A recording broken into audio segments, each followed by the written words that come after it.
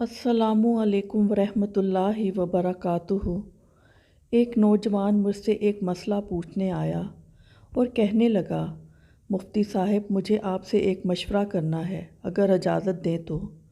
चनाचा मेरे इजाज़त देने पर वो शख्स कहने लगा, मेरी बीवी हमल से है, लेकिन डॉक्टर्स का कहना है कि आपकी बेटी पैदा होगी, लेकिन वो टांगों से माजूर है।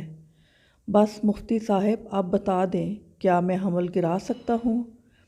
चुनाचा मैंने हमल की मुद्दत पूछी तो बताया कि 4 माह से ऊपर हो चुके हैं।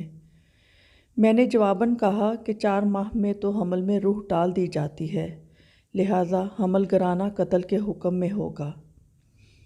बस मेरा ये कहना था कि वो नौजवान छलांग लगाकर उठा कि मुफ्ती साहब अगर अल्लाह का हुक्म है तो अब हरगिज़ मैं ये हमल नहीं कराऊंगा और अल्लाह के हर फैसले पर राज़ी रहूँगा।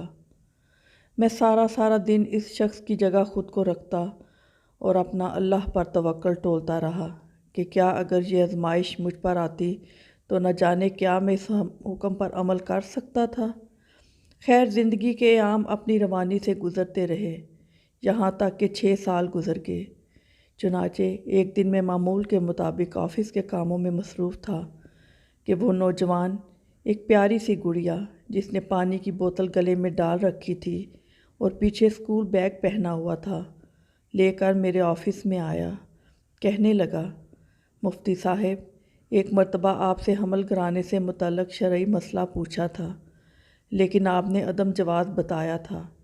चुनाचा मैं अल्लाह पर भरोसा करके हुक्म इलाही पर अमल किया, जिसका अल्लाह ने मुझे ये इनाम दिया कि मेरी बीवी की सारी रिपोर्ट्स गलत निकली और मेरे अल्लाह ने मुझे सही सलामत बेटी से नवाजा जो आपके सामने है।